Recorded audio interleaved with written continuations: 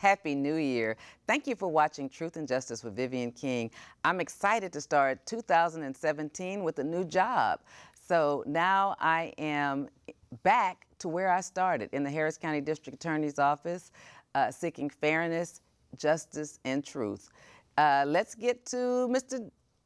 Derric tonight. So Derric Roberson is our guest tonight. Derric has been in prison. He's gone to prison 3 times, and he wants to tell us his story. He wants to tell you how he got caught up as a young 17-year-old and how at 42, he's going to break the prison cycle.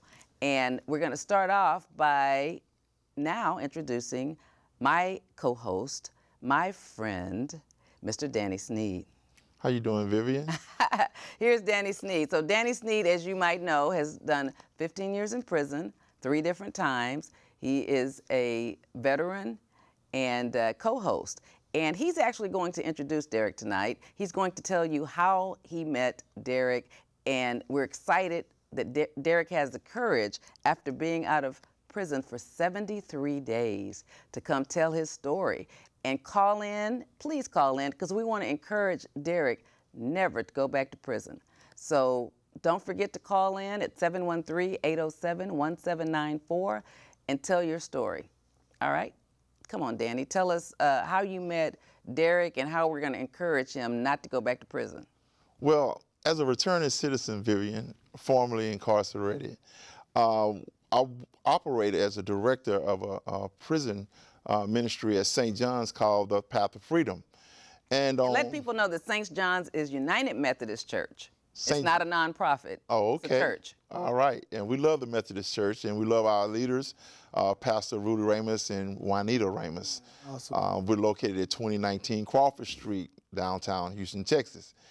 Back to this social justice ministry that we have at St. John's that reaches out to men and women that are recently released from prison. But on every second and fourth Sunday in the church, we set up a recruitment table to reach out to the community in the church to let them know that what we're doing in the ministry.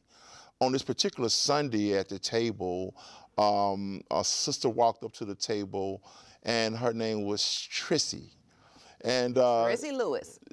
So Trissy walks up, and she was inquiring about what we do at the Path of Freedom Ministry.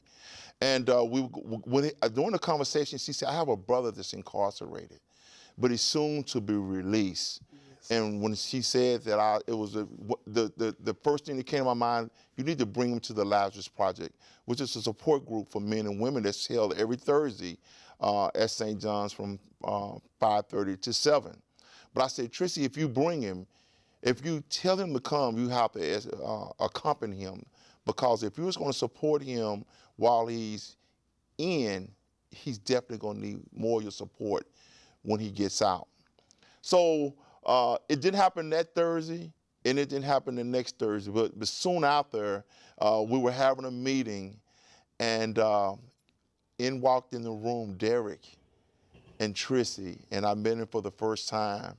And it was such a moving moment to describe to the people who Derric was and how he became to be a part of our group. And I looked over, and his sister had tears just rolling down her eyes, and so many people in the room were just overwhelmed that she stood in the gap for her brother. And isn't that a beautiful thing? And it's a beautiful thing. We've had all kind of people go to the Lazareth Project. I go whenever Danny invites me. Judges have come that are in the Harris County criminal justice system, and it's a great program. It's just like a Cocaine Anonymous program, don't you think? But it's for returning citizens, ex-cons. He gets mad at me for saying that because I don't know. No, you said it in the right context. We're returning citizens. Yeah. But okay, I'm going to encourage you no matter what I call you. Okay. So Derric, how did you feel about being in prison and your sister holding you up like that? Man, it was really awesome, because when you have someone standing in the gap, that's like the scariest thing you have. When you don't have someone to come on to and talk to about your situation, that knows your situation, understands it, and wants you to transition through it. Sometimes people will tell you all kind of lies. It could be family, friends, girlfriends, but when you got that number one person that loves you sincerely, and they put a lot on the line, that's priceless. There's no other word for it. And then my sister, she's always been like the older sister, even though I was the oldest. And trying to make a transition when you know people are dependent on you, that's very different from you just wanting to get out. That's a big problem. A lot of people want to just get out, but they don't want anyone to be there for them, someone to give them the advice on the smallest things, because you can go in and be incarcerated, but then when you come out, you still live incarcerated. Let's talk about how you got incarcerated, Derric. We want to know your story. You know, on Truth and Justice, we tell people stories. Yes, So ma'am. tell me, how did you get from Wichita Falls, Texas, to the big city pushing dope? What happened? Talk to us. Did you have parents? What happened? Did they beat your ass? Did they need to? What did you do? Oh yeah, I got some ass whoopings along the way. Believe that. You know what I'm saying? So tell me where it was that you started going wrong. Well, it was elementary, middle school. Tell me what happened. It was really, I can honestly say middle school, because I had a good upbringing. I had an awesome stepdad. My mom was just like, she was not just a friend, she was an advocate for her kids. She gave it all. How many siblings was it? It was just me and my sister. Okay, just the two of you. Just the two of us. Wow. So we got all the attention we needed. She, was provided. But then once I got to go in the streets around. Was it in Houston or in Wichita Falls? In Houston. See, I was born in Wichita Falls. And my mom, she was an Army vet. So a lot of people don't know, we stayed in Germany. I had to learn to speak German before I spoke English. So we moved to Dallas. After Dallas in 1984, we moved to Houston. Once we went to Houston, that's when things got a little different, making that transition faster. And so you were about 7 years old?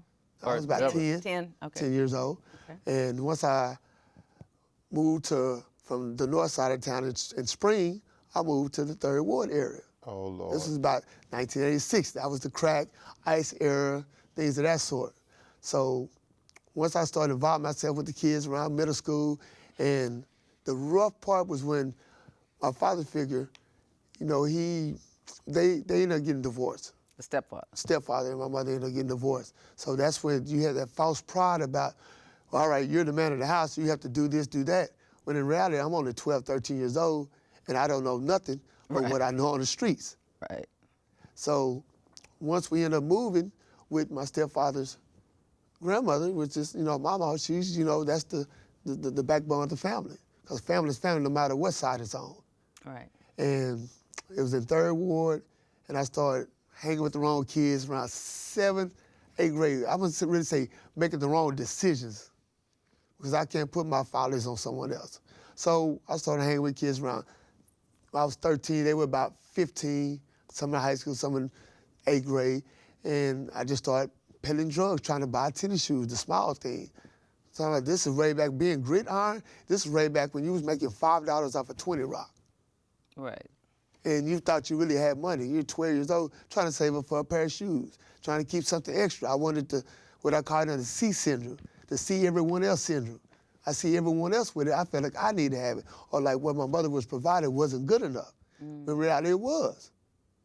I was just being like some other kids, hard-headed, want more than what I could see, just Greedy. breaking my mama's heart, being greedy, avarice. Breaking your mama's heart, right. Breaking your mama's heart. So tell me how you first got busted. Did you go to juvenile detention first? Yes, yes, ma'am.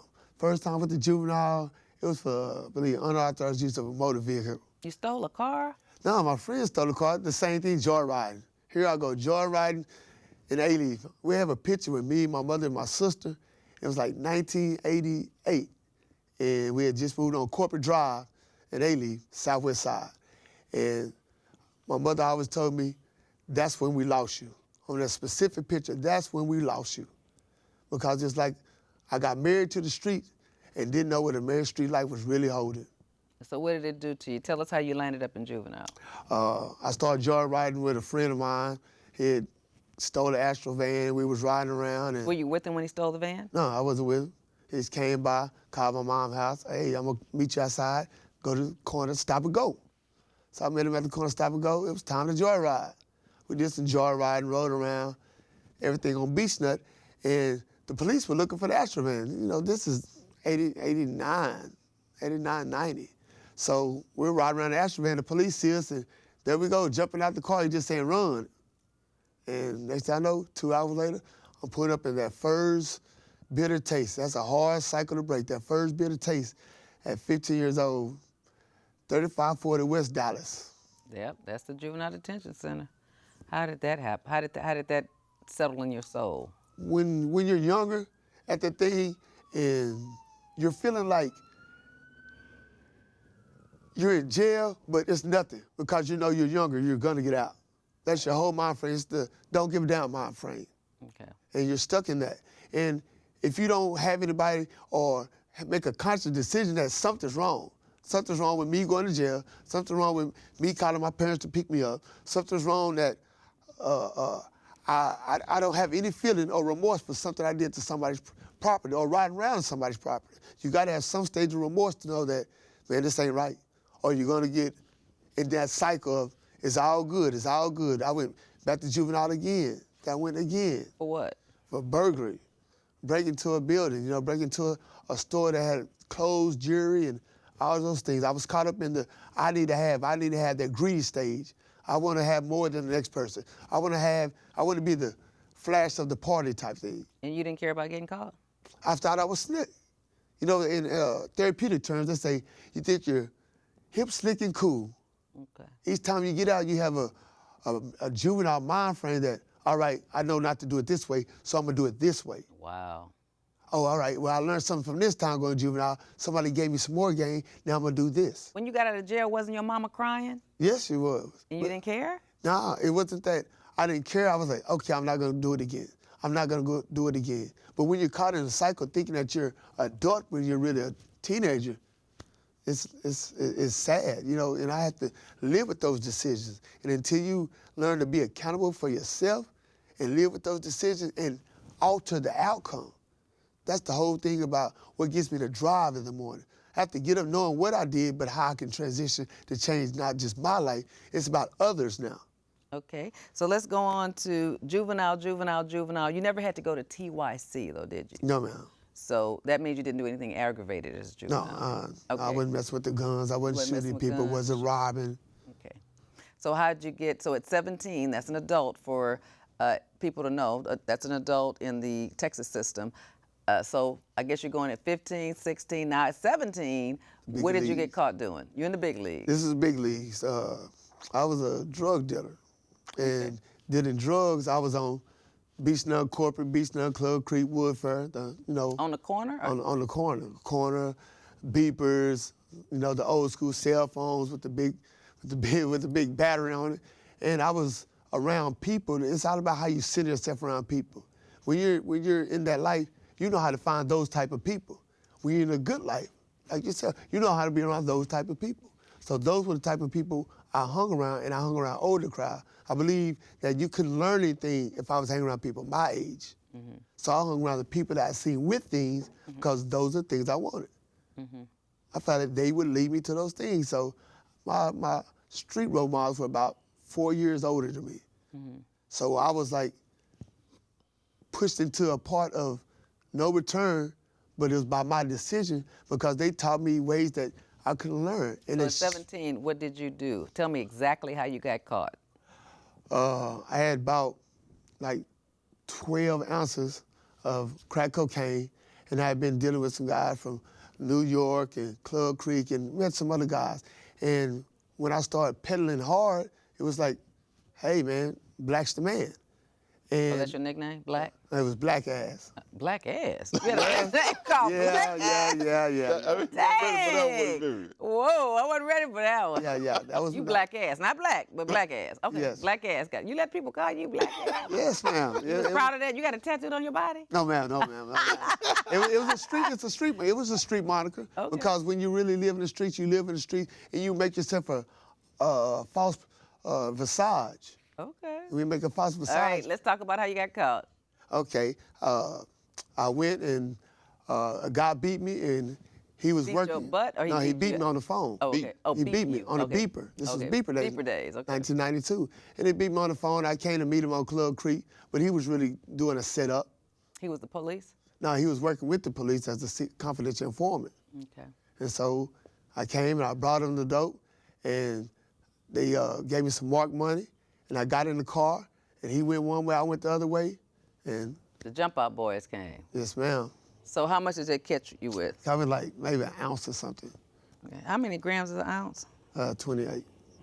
Well, I just want to make sure. I don't know anymore, though. Okay, so you got 15 years for that? No, No, I was 17. I got a 3-year sentence for that. Okay. Did you get probation? Got 3-year sentence. You do 9 months back then. Every month. But you didn't get probation first? No, ma'am. Why not? They looked at like, hey, this is crack cocaine. That was that era. That was that Bush era going into. Wow, so your first case, you had to go to prison. First case. That's unusual now. Yeah. Okay, so you went to prison. And in 90, you said that was 94? I went to 92. I got out in 93. Right, because that's before they built the state jails. That was 94. Yeah, there was no state jails. So back then they were in and out. In and out, the revolving door and Richards. If he had a good lawyer, he could have gotten probation. right.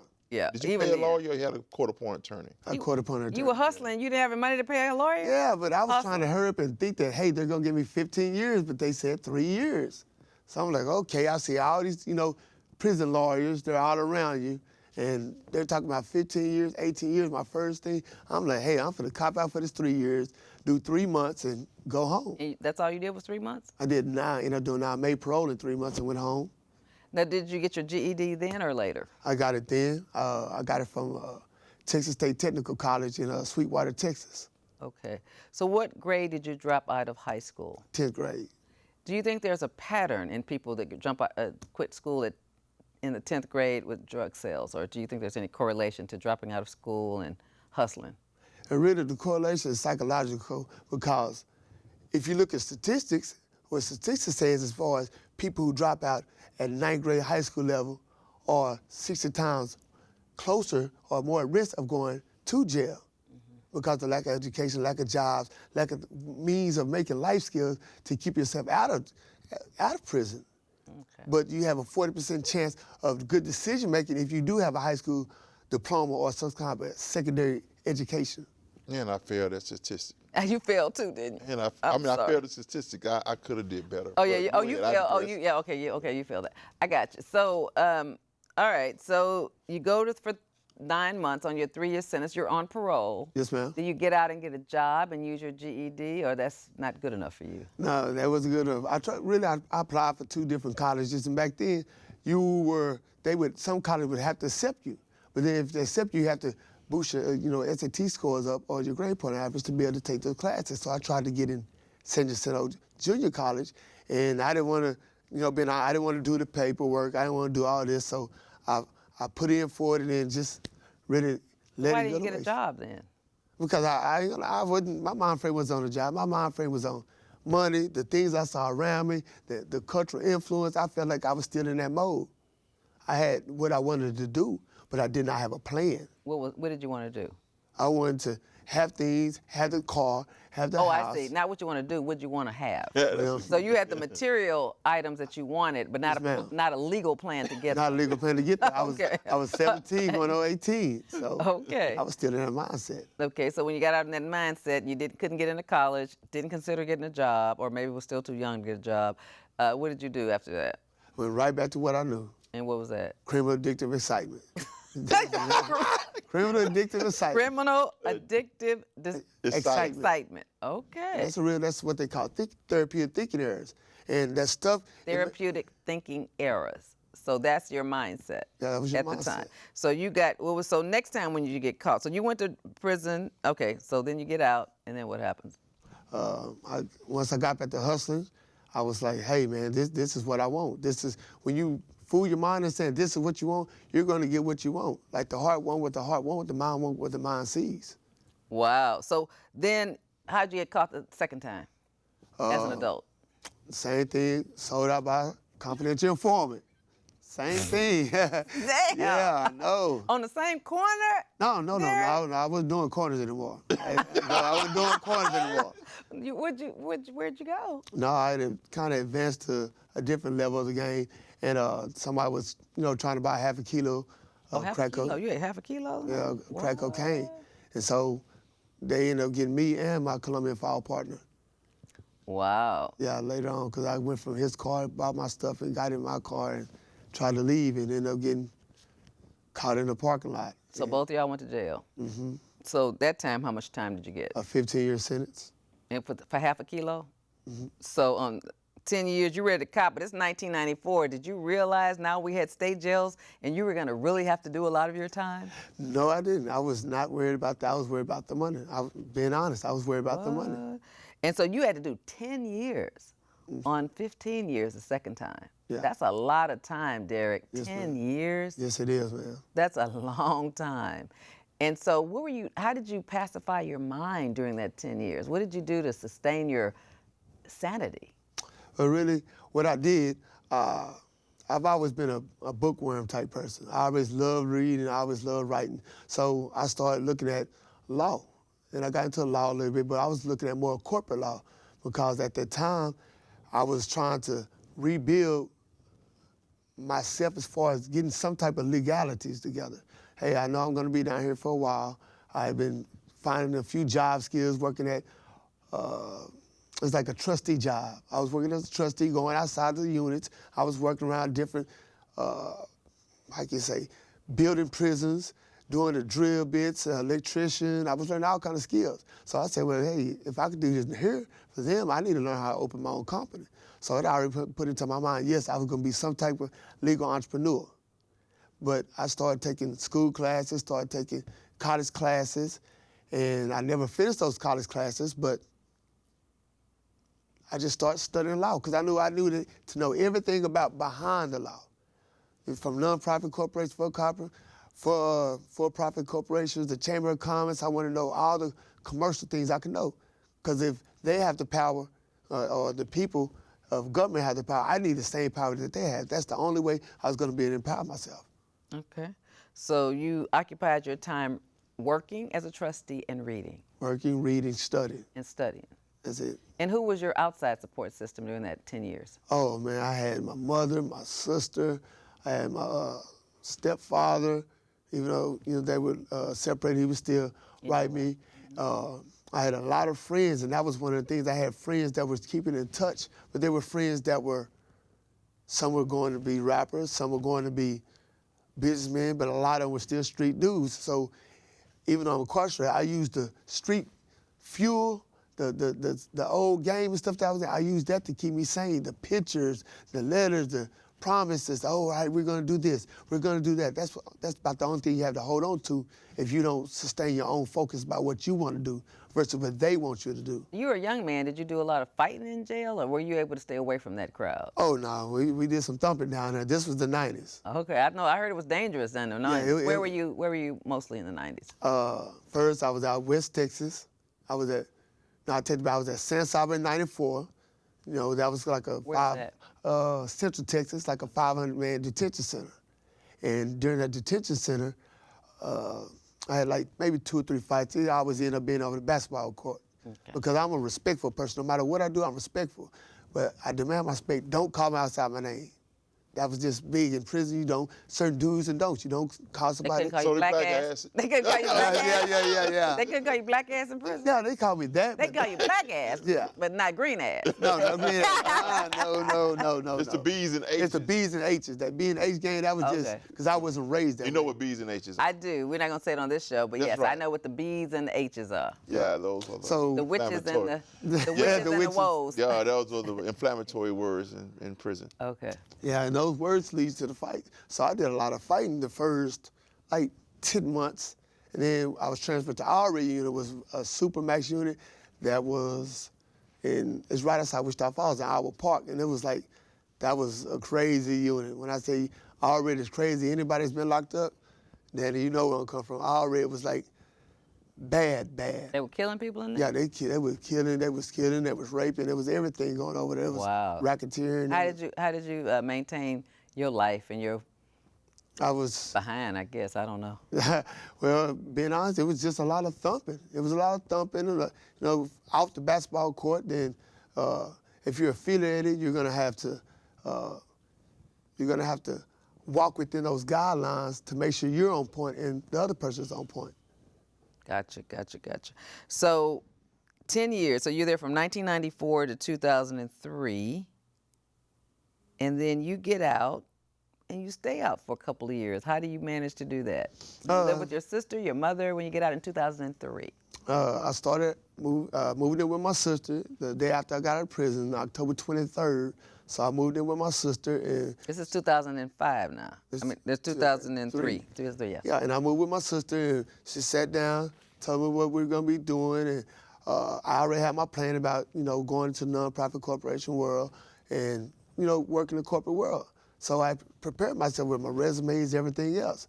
And October, November, December, 3 months later, I landed a good job. Doing what? Medical research consultant. Yes, I did. Why are you laughing, Danny? I'm not laughing because. Danny, why are you laughing? That's a good story. I'm laughing. I'm not laughing because I'm thinking how he had a vision and he stuck with it and he just willed himself into a good job in 3 months. I like that. Yeah. Who hired you? Man, a wonderful lady, man. She is awesome, man. And they knew that I just did 10 years. I told her, hey, I don't have the computer skills as advanced as what they need. Give me 2 weeks and I learn everything about your company want. And in 10 days, I learned everything I needed, and I put in my application. I came in, I said I learned how to do Microsoft Outlook, I learned Excel, I learned Word, and that was it. 2 days later, I was on. Go on with your bad self, Derric. Yeah, it is. And I'm working at a $30 million medical research corporation. Wow. Suit and tie every day. How in the heck did you screw that up and go back to prison? I want your story to stop right here. I don't want you to go back to prison, Derric. I know, that's how you What see happened? it. I know that's, and it was really, that's that first point where I can say peer pressure really had an effect because when you're divided and you're doing good this 10 way. years though, Derric, 10 years. I know, ma'am, I know. Don't feel bad, Derric. I'm not trying to make you feel bad. We're grown folks saying grown folks thing. We're giving a story. Yes, sir. And the story needs to be told because there's more of me out there and there's more good men that are trying to do the right thing and those who are stuck in it, I want to give them an exit out. I know it, baby. Come on. So we had a $30 million company. 3 months after you do 10 years. Suit and tie. I mean, and the 10 years he did was the computer age is going off the chain. Yes, so you're missing everything from 1994 to 2003. It's a revolution. Yes, I mean, those big old phones are not the same. Yeah. Everybody's on the computer living their life. You missed a 10 tech years. Yeah. Tech, the tech era years. Yeah, take care. So you took 2 weeks. You told her 10 days. You learned it. I learned it. How'd you learn it? I just really. The library or your sister had it? Public library. My sister, she's already tech savvy, so she showed me a few things. And then I went to the library on my own like 4 times because the library by my mom's house. So I went and learned a few things. And the lady I was seeing, hey man, I'm gonna try and get you on there. Just sit down and learn what you need to learn. I went in. I did a few things with her. He showed me how to bait stamp and do everything else. And after I learned how to bait stamp, I told him, just you don't have to pay me these first 2 days. I just come in and learn. Wow. Give me my time. Give me my chance, my opportunity. Gone with your bad self. And so, tell me where you went wrong, Derric. The avarice, the greed. It wasn't enough money for you. It was enough money, but I forgot how to struggle. I remember the struggle, but I forgot that there's gonna be ups and downs in life. You get that false sense of where you deserve this, you deserve that. You've been gone. So now you're doing good. You still deserve what you see. Some of your peers, your friends, your homeboys, what you see them have. And when I'm doing good and they're doing better, it's like, oh man, all right, now I can catch up. Ketchup belong on hamburgers, it don't belong on life. No, that's right. Not when you've missed 10 years, Derric. Yeah. Not when you've missed 10 years. Actually, 11 years, because that's 9 months. So you've missed 11 years, and you want to have what they have right now? Yeah. No patience, no delayed gratification. No patience, man. That's no my delayed gratification. None. That's your whole problem. No patience, right? No patience. All right, so tell me what you did. You got your good job, and then how did you get caught up? They had like a big layoff. We dealt with the Fin diet drugs. Fin, okay. And Fin ended up being held accountable for being a bad drug. So it trickled down to who didn't pay who didn't pay who. And they did a big layoff. Right after I just got 2 cars, just got a bonus, everything else. They lied to us, said that, hey, we're not gonna fire anybody. We're just laying the new hands off. Next thing you know, I was on that list and told us to turn in our badge. We could come back and clean our office out later. And I was straight out. How long did you work there? Almost 2 years. So you did good. Yeah, I did like 20 months. 20 months. And so when they laid you off, that's when you went back to the hood, back to the game. Back to trapping. What'd you do? I started dabbling with this. Now, why didn't you try to do another job like that? I mean, you had the skills. Now you got a 20-month resume of doing something until you legitimately get laid off. You didn't get fired, so you were compliant. Yeah. You were following the rules of the job.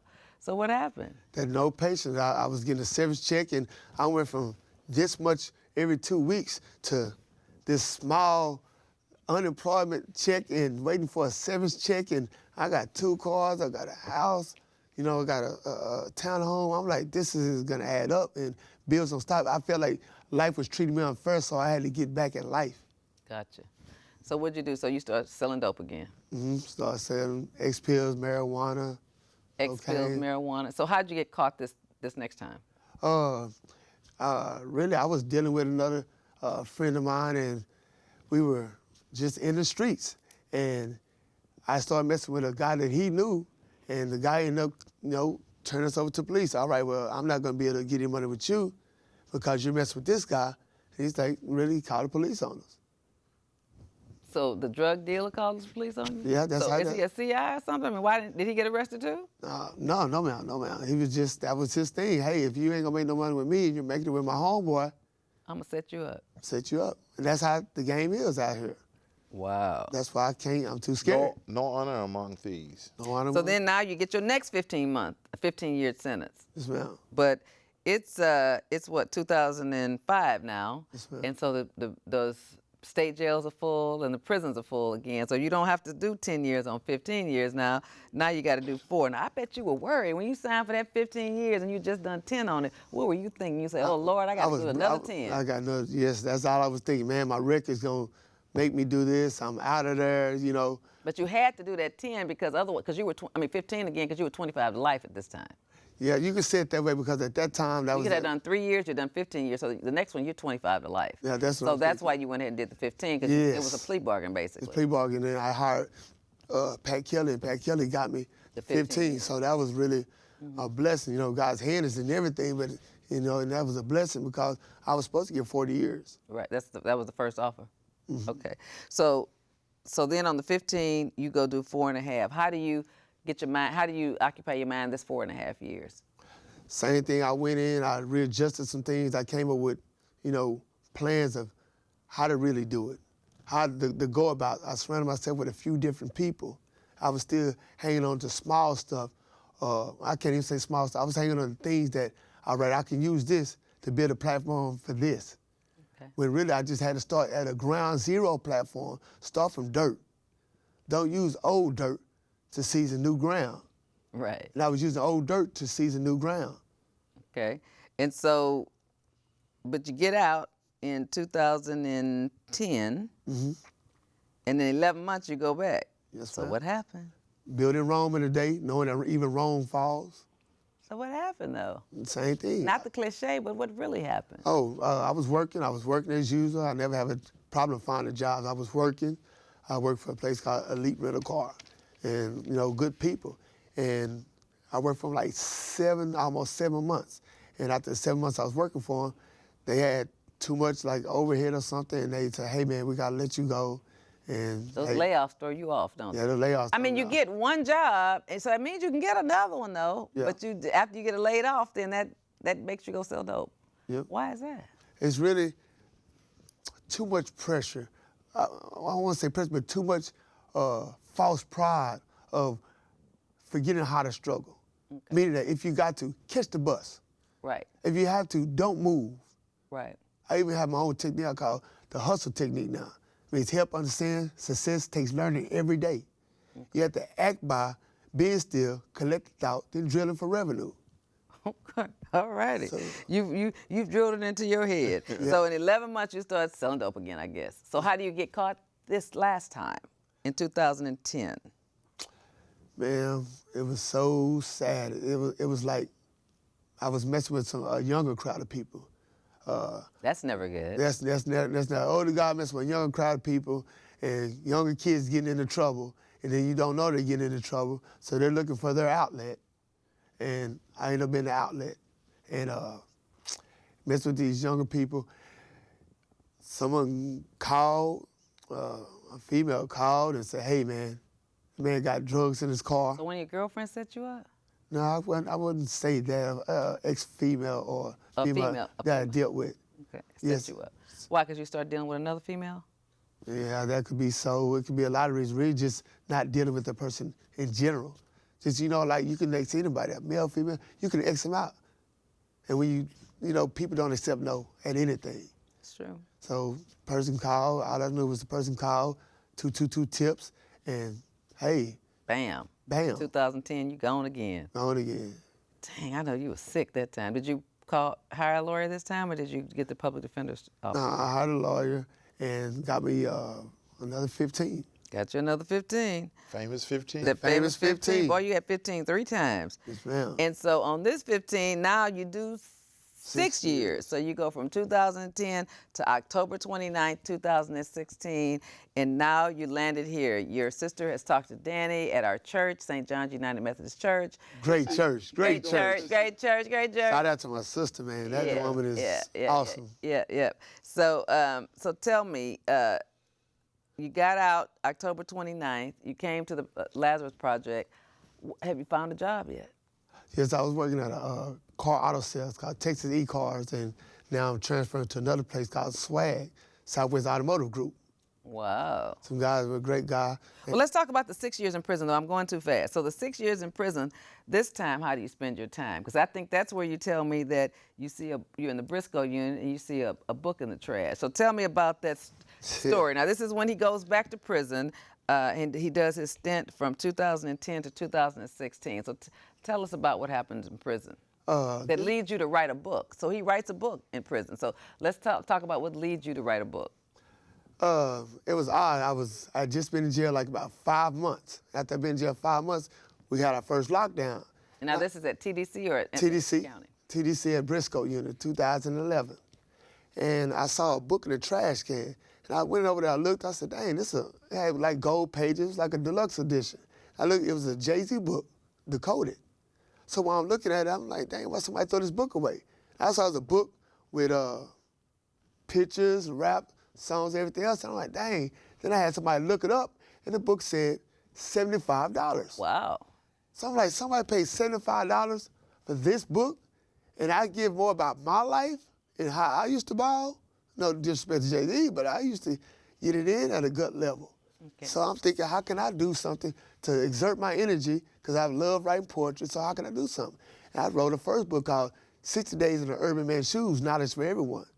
And it was like a mimic of his book with my lifestyle. Wow. So I feel like, dang, that was like my first accomplishment where I did something positive out of my negative. Okay. People started liking it. They were like, man, you need. So how did you get the book around? It was in straight Handwriting? At first it was handwritten. Then I didn't want to show anybody. Then I turned around. I put pictures, my own pictures, because I get a lot of pictures while I was locked up. I got a lot of people that look out for me. So I would put the pictures with the poems. Okay. And they knew how I lived, so they knew, dang, that's true stuff. He's not lying about it. So But I mean, did somebody make copies for you, or they're just passing around this one original manuscript? Passing around one original manuscript. Wow. And they was just, hey, man. You wasn't worried about it coming back to you, or? No, I didn't play those games. What do you mean? They weren't gonna do any stealing. Oh, okay. They weren't gonna do any stealing. That's like, if you get in prison, if you're a thief, Daddy can tell you that's one thing you don't want to be labeled. Once you're labeled There's a some thief, backwards morals in prison. Yes, So yeah. like you can steal to go to prison, but once you get there, You you can't can't be a You can't steal be a anymore. thief. You can't be a thief in prison. But when you leave, you can reinstate your thief. No, you're not supposed to steal when you come out of prison, because we don't want y'all stealing from us, but okay. But you're saying that you can steal on the outside, get in prison, but you go in prison, the code is no stealing. Right. right. All right. That's that All mentality. right, we were that's that talking about. mentality, but we're flipping the script, right, guys? Yes, ma'am. Flipping Yes, it, ma'am. yes. Okay, guys. All right, but we're talking to prison life. Okay, so that was your first book. Now, where is that book today? That book, I'm redoing it because I'm changing. You did bring, you got to walk out of prison with that book? Oh, yes. 6 years later, you still got the book? Yes, ma'am. I did the old man copyright, sent it to my mother. She had the original, God bless her heart. She had the original manuscript to everything I did. I did everything fashionably and accordingly because I'm very good at organizing. I could just do it from the vision of my eyes, see it 1 or 2 times, and that's it. So I started using those skills to do something that meant a lot to me. Those were my babies. Okay. So I sent that manuscript home. Then I wrote another one. What was the second book? Second book was really teen swag. So the book you have here. The book I have here, man. So you've only been out since October. Did you get this made prettied up by October, you had this done while you were in prison. I did the book while I was in prison, and shout out to my man Don LaStar, the Logos Publisher. He's my co-publisher, and the guy's awesome. He reached out to me. He put me up under his wing. He groomed me. He showed me everything I needed. Now, is he in prison or out? No, he's out of prison. So when you got out of prison, you gave it to him to make it pretty like this? No, ma'am. I sent it to him While in prison. While in prison. Now, how'd you know him? I mean, he was doing some stuff. He's like he's a social activist. He's What's his name again? Don LaStar of the Logos Publications. That's where WeShipPitch.com, where it's available. The guy is awesome. He saw my stuff. He was like, hey, dude, you got some real good material. Nobody's written like this. And that was the first time where I had somebody, because I reached out to 2 or 3 other publication companies.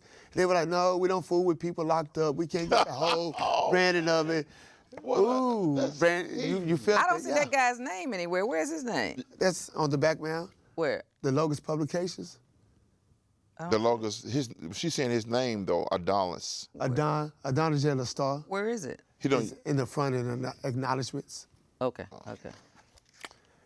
And within like 7 months, within 3 months of meeting the guy said, hey man, you got some good material. This is a story. And it's odd because I was worried about the book not being enough, because when you write manual versus putting it on Word or a PDF file, you don't know how much you're writing. Right. So I'm writing one book that was geared for kids 13 to 15. That's what this one's for? 15, 17, 17, 19. But it's really an adult's guide to giving teenagers a platform to be successful. Okay. And Adon Landstar. Okay, I got you. All right. That's an amazing thing. It has the copyright on here, all good. that's thanks to my sister, Trissy. I'm telling you. No, it's already got the little numbers on it. It has made in the USA, Charleston, South Carolina, December 27, 2016. So I'm impressed. So when I met Derric for the first time, and he said, he had just got out, and we talking, and I'm trying to encourage him, you get you a job, you stay connected. He's like, I wrote a book. I'm like, well, okay, that's good. You wrote a book.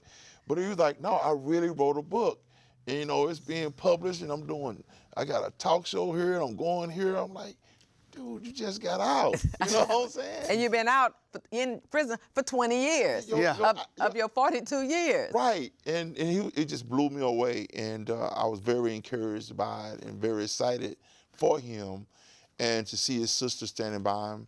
But let me tell you another story. He had his nieces and nephews with him one day, and they were together. And I was talking to them, and they were standing by listening. And I tried to make him visualize, because like in your book, you're saying what youth don't do is they don't think from beginning to end. They think beginning to the end, but they don't think the end from the beginning. So in his book, what he's trying to do is have an insight.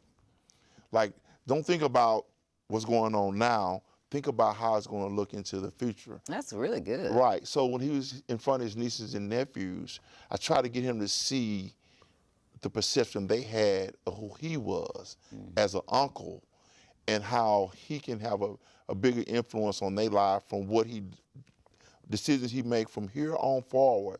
It's going to have a direct influence on them, because they're looking up at uncle like this, and really hard to grasp what they're seeing.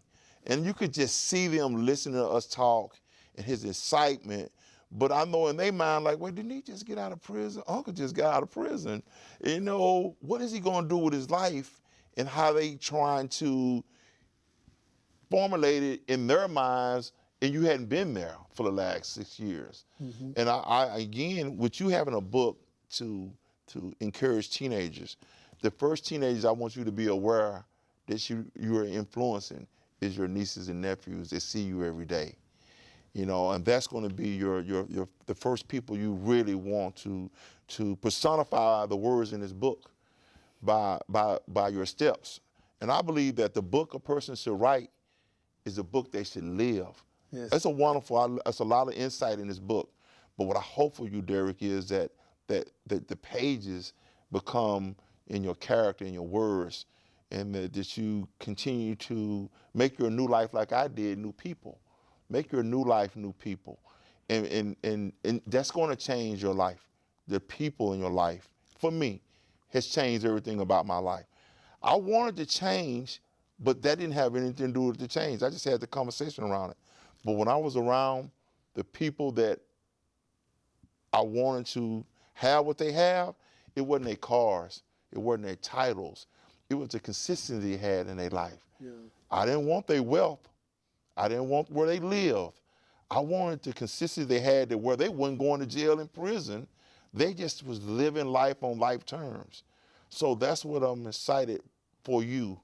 And I want to follow your path.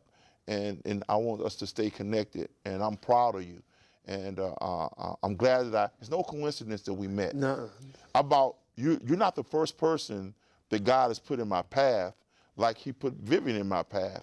And he continues to do this over and over again. It's a new year of Vivian, and here we are again. The last person we brought like you graduated valedictorian from TSU that sat where you sat. Right, and we had him 2 years before he ever graduated. I mean, we had him 1 year. He was still doing well. We had him because he was on the dean's list. That's why we had him the first time. Oh. The name of our show was From Prison to the Dean's List, and he had done 20 years flat, right? 20 for flat murder. years. As about 17 or 18 or 19. Right. And then he was on the dean's list. And then the next year I said, Danny, we checked on some of our old guys. He was on the dean's list again. Still there. Then this year, all of a sudden in May, he's graduating and everybody's wanting to tell his story. But little did some of my fans found out that, heck, he's told his story before. So they had him on all the shows, but he had already told his story over and over again. He has an article in the Huffington Post now. Right, Huffington Post? right. Huffington right. Post. The Chronicle did it, everybody did it, but a lot of them relied on our story though, Right. because someone's emailed me and told me you misspelled prison, because first time I put prison to Dean's List, and then Prisons to Dean's List Part 2. And the one time, I'm doing it at midnight, trying to put the titles on it, and I misspelled prison. I still haven't gone back and fixed it, but someone emailed it. I saw it over Christmas. But yeah, so we encouraged them, but then we've had some that have been on here that have fallen off the wagon too, just a few, and we know that won't happen with you, but we've had a few that have fallen off. Most haven't, but we want to keep you encouraged and lifted up. Knowing you've only been out 2 years, you're at a pivotal stage. No, he's only been out 73 days. 2 months, I'm sorry, 2 months, 73 days, 2 months. Tell me what your plan is to stay out. You said you got a job. Mm-hmm. Where are you working? It's at Swag, Southwest Automotive Group.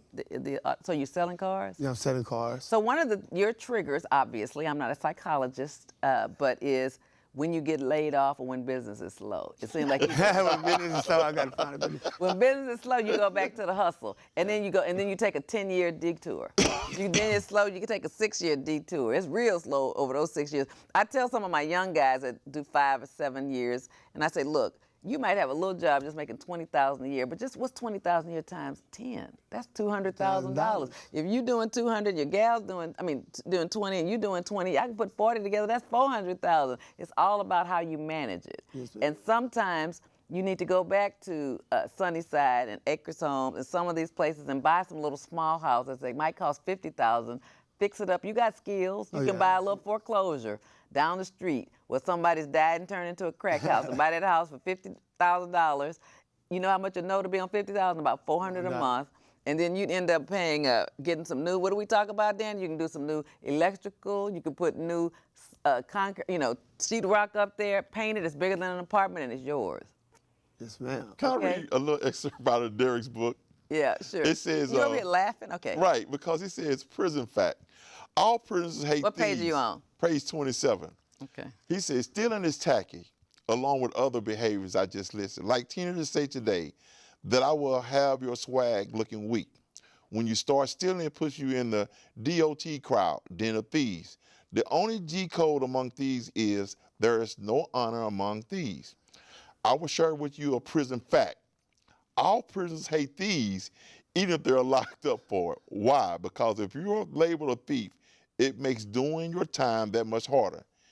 Every time something comes up missing, you'll be the first one on the list. That's true. So it's the irony is we talk about that. You just said that, and he wrote it in his book. And so that's no coincidence, and I love that because you're keeping it real and authentic about who we are. when we're in our lifestyle of criminal incitement, and as you referred to. Well, we got 6 minutes. Let me just say this. I want you to also find a hobby, Derric. Will you promise? Writing could still be your hobby, okay?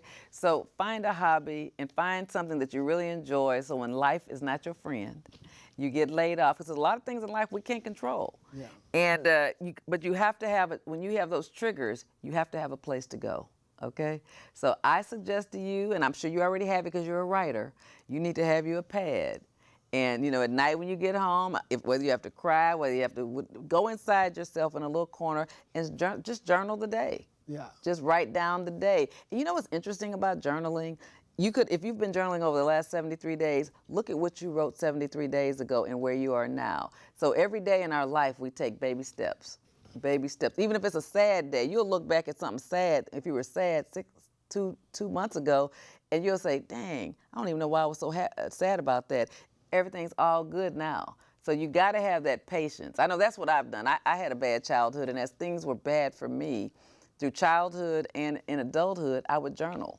And then I'd go back. Sometimes I found journals I wrote 10 or 20 years ago, and I was like, I was tripping over that. I was about to die behind that. I couldn't sleep behind that. I mean, it's just foolish to me now when I look back. But that's the maturity that we gain, you know, and we got to pray and ask God. And some of that writing could be asking God. You know, it doesn't always have to be verbal. Sometimes it can be written. Yeah. And may I suggest blogging, as I do on the Encourager, which is the same thing as talking around a pad. Let me just say this. You can blog, but sometimes your business is your business. You know what I'm saying? So I'm just saying, you know, because what I've learned about this new generation of blogging and Facebook, you have a Facebook persona, and then you have your own persona. And I guess what the one I'm talking about, and I don't mean it different from yours, and sorry for interrupting you like that, but it has to be personal. And you know what I'm saying? Because when you get into that oneness with God, because the blog is for the people, it's for the public. This is for you. You know what I'm saying? This is, because no one needs to know your deepest thoughts. Because I'm talking about when he has the trigger of negativity. I mean, no, it's a trigger. He lost his job. You don't want to tell everybody I lost my job today. Those D's and H's fired me. You see what I'm saying? I'm talking about the day, you know, just journal your life and then go back and look at it last week and go back and look 2 weeks ago, and you'll find your own therapy in it. You'll see what happened. Why did I feel better? Or why did I feel worse? And the reason why I say that is because I have a relative that didn't come around Christmas like he always does, but yet on Facebook he's acting like he's about to kill himself, and the whole world is wondering why wasn't his family there? And we don't know anything about what's going on with him. Yeah. It's like you got a public persona and then you got a private persona. It seems disingenuous. See, that's the one good thing with me, that I've had time to, these last 3 years, I was able to concentrate on me. And when people out here, see, being incarcerated, you can be out here in the world incarcerated mentally. That's right. I was free while I was incarcerated. Amen. So I had a chance to go in myself, and I have my own set. And I have one simple motto: it's not that serious. Right. When you get home, it's just not that serious. Some people are taking it so serious and don't have a plan ABC. I got an A, B, C, D, E. But we just don't want that ABC. We don't want BCE to be selling dope. Oh, no. That's what I'm trying to say. I'm cool on that. Yeah, you cool on that. But you haven't had enough triggers, 73 Oh, I've had triggers. Oh, see, that's the thing about it. You know. But you did that 20 months. So I need to see you this time next year. Is that right, Danny? That's right. We need to see you again. Oh, yes, you'll see me. If you you invite, I'll come. Yeah, we need to see you again. We want to add pages to your success. Right. And we know that, and you need to understand that you're going to get down real low sometimes, but you got to still have faith and move forward. I saw in there you have a son now, right? Mm-hmm. How old is 22. Oh, you had a son. Is that your only child? Mm-hmm. So you need to build a relationship with him. You can't go backwards, but you can sure go forward. Yes, you can. You can sure go forward. I was just with my Traverse the other day, 2 days ago, man, it was like, because I had to look at life from his perspective as well, from so many years out of his life. Yeah, 20 years you haven't been there. Yeah, and then we have a relationship that's really blessed because, you know, we were able to communicate over all those times. And over the phone, or did he write? Over the phone. I've written, you know. Would he write back? He's written back a few times, but he's more verbal. His kids don't like to write. Yeah, they don't like to write. Unless they telling the world on a blog. That's why, you know, I'm a dinosaur, so I'm not really into all I'm not into all the everybody see what I'm saying. I'm more into, you know, the personal interaction. So that's what I said. So being that I was just with him 2 days ago, and then to hear him say how proud he is of me, and that book is for him. He's not just my son, he's my S-U-N. He's the part that lights up my day. He's what I stay motivated for. I don't have to worry about other necessities of life when I'm focused on him, God, and who I spend my time with. And, you know, my career, I have a whole career, and you will see that. Hopefully you'll be able to be invited to some of the things I have. Okay, well, you know, you can take baby steps. You don't have to just jump out and catch up with when you've missed 20 years, okay? So you know, sometimes it takes a little longer. It might take 5 years. It might take 10. Yeah. But as long as you keep living, you know, you keep succeeding. You know, you keep working, you keep succeeding. You don't give up. And a lot of times, so you have to also worry about the trigger of losing a job and wanting what you don't have, the material things, because you're very materialistic, right? Well, I used to be. Right now, I'm so really content because when you look at, you're wearing white clothes, the same boxers, the same clothes, the same shoes for months. You have no choice but to be content. It's your mind frame what you feel like it's worth. That's why I give the acronym in there, patience. See, I get a chance to live what I say in the book because patience means proper attitude towards ignorance every day, never cheat my emotions. See, when you cheat your emotions, that's when you go wrong. We got 1 minute, so tell people why you're not going back and why young people should stay on the straight and narrow. Look at the camera and tell us why. Because you should give yourself a chance, not just for other people, give yourself a chance and really think about what you're thinking about. If you think about what you're thinking about, you won't go wrong. But if you think about what other people have, that's when you lose control. You let peer pressure win. Avoid peer pressure, apply patience. And Danny, you got something you want to say at the end? Well, I just want to talk about the path of freedom and that God has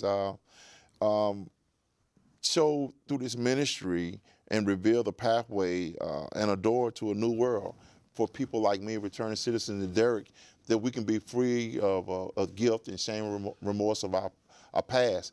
We feel that God has forgiven us for the things we've done. Amen. And that doesn't mean that the world will. So our core values are focus, discipline, and consistency. And we believe if we stay true to that, stay true to ourselves, that we can continue to enjoy the success that we're having today with you, Vivian King, and thank you for the opportunity. Yes, thank you very much. Thank you for sharing your stories. Thank you for sharing your stories. Young people need to know about it. We want to know about it. We want to talk about it. And I'm excited that you told your story. And hopefully we can check in with Derric at the end of the year. Yeah. Have you back. Have you we'll back. Be here. And even if you're in the same place but not in prison, we'll be happy. It's still okay, success. so you're still a success because you're still with us and with your kid. Okay? So thank you for watching Truth and Justice with Vivian King, and we'll see you next Wednesday night when we tell your story. And remember, I want to tell your story. Good night.